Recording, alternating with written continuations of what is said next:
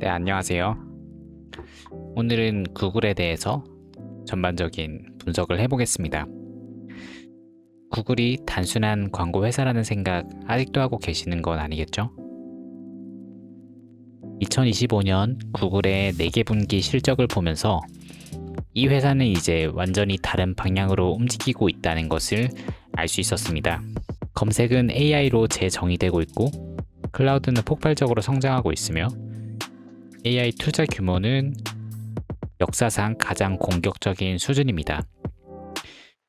오늘 영상에서는 2025년 1분기부터 4분기까지의 흐름을 한 번에 정리하고 다가오는 2026년 1분기 실적에서 반드시 확인해야 할 체크 포인트를 짚어보겠습니다.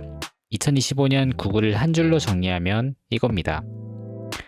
기존 비즈니스 핵심인 광고는 적절하게 잘 성장하고 있고 클라우드 매출은 폭발하고 있으며 그 성장을 AI가 이끌고 있습니다. 연간 매출은 처음으로 4천억 달러를 돌파를 했고 특히 클라우드는 전년 대비 47.75% 성장하면서 완전히 다른 레벨로 올라갔습니다. 그리고 이 모든 변화의 중심에는 AI가 있습니다.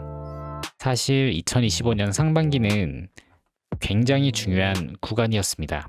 1분기와 2분기에는 비즈니스는 안정적으로 유지가 됐지만 비용이 급격하게 늘어났죠. AI에 대한 대규모 투자부터 해서 AI 인재 채용, 일시적인 법적 비용들까지 반영되면서 비용이 크게 증가했습니다. 그러나 2025년 9월 3일 구글 반독점 소송에 대한 판결이 났고요. 이 부분에 대해서 제가 트레이딩부에도 기록을 해놨죠. 2025년 9월 3일 구글 반독점 판결이 났고 크롬 매각을 하지 않아도 된다는 판결이 나면서 이때부터 주가는 우상향하는 방향으로 나아가게 됩니다. 그래서 지금 현재 여기까지 위치해 와 있고요. 다시 돌아가서 보면 이때까지 눌려있던 주가가 폭발적으로 상승하게 된 계기가 됐다고 볼 수가 있고요. 꾸준히 매출은 잘 나오고 있고 매출에 비해 저평가받고 있었는데 광고 매출의 가장 큰 핵심이었던 크롬 매각에 대한 소송이 해결되지 않았으니까 충분히 압박을 받고 있었다고 보시면 될 것 같습니다. 그럼 호재를 바탕으로 3분기와 4분기에서 분위기가 완전히 바뀌게 됩니다. 검색 매출이 다시 17% 성장하면서 다시 가속되고 있고 클라우드는 47.75% 성장했습니다. 특히 중요한 건 이겁니다. 2025년 4분기에 클라우드 영업이익률이 17%에서 30%로 급등을 했거든요. 클라우드에 대한 영업이익률이 2025년 1분기에 17.8%까지 개선된 부분부터 현재 2025년 4분기까지 30.1%까지 개선이 됐거든요. 이건 단순 성장 스토리가 아니라 AI에 대한 여러 기업들의 수요가 미쳤다는 것을 보여주는 것이고 공급이 수요를 못 따라가고 있다는 점에 있어서 앞으로 클라우드 매출에 대한 성장률이 더 가파르게 진행될 수 있다는 것을 보여줍니다. 그리고 CEO는 4분기에 더 중요한 말을 합니다. 제미나이 앱 사용이 기존 구글 검색을 더 확장시켜주는 기회가 되고 있다고 말이죠. 즉 시장이 걱정했던 AI가 검색을 죽인다는 우려가 사라지고 있는 것으로 볼 수 있습니다. 2025년을 통해 확인된 핵심 변화는 3가지입니다. 첫 번째, AI는 검색을 대체하는 게 아니라 확장시키고 있습니다. 두 번째, 클라우드는 이제 구글의 두 번째 엔진이 되었습니다. 매출 비중에 있어서도 25년 4분기 15%까지 올라온 것을 볼 수가 있죠. 그리고 세 번째, 구글은 지금 역사상 가장 큰 규모의 투자를 하고 있습니다. 매출 비중 25% 정도를 다시 투자하고 있는 것을 볼 수가 있는 것이죠.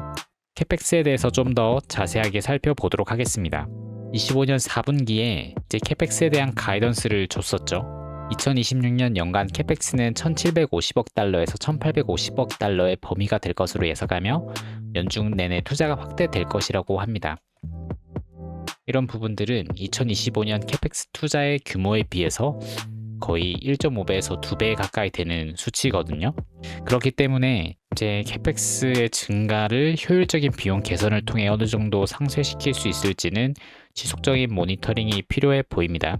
다만 2025년은 그 부분을 잘 해냈었기 때문에 어느 정도의 마진을 가져올 수가 있었죠. 동시에 CFO는 경고를 합니다. 감가상각비가 1분기에 가속화된다고 했고요.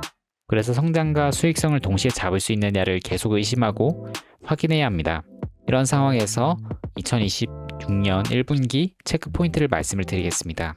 첫 번째는 광고입니다.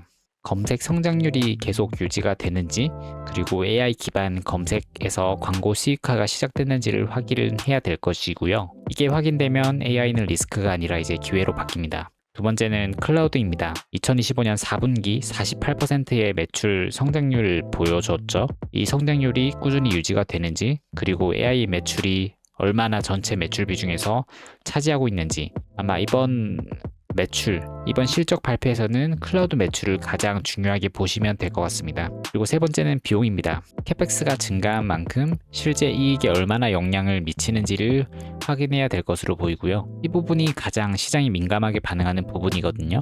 그래서 인프라 확장을 통해서 생산성과 효율성을 증폭시키고 비용을 감소해서 캠펙스로 인한 감가상각비를 상쇄할 수 있을지를 지속적으로 봐야 될 것으로 보입니다. 네 번째는 AI 인프라입니다. CEO가 말했듯이 가장 큰 문제는 컴퓨팅 용량 확보입니다.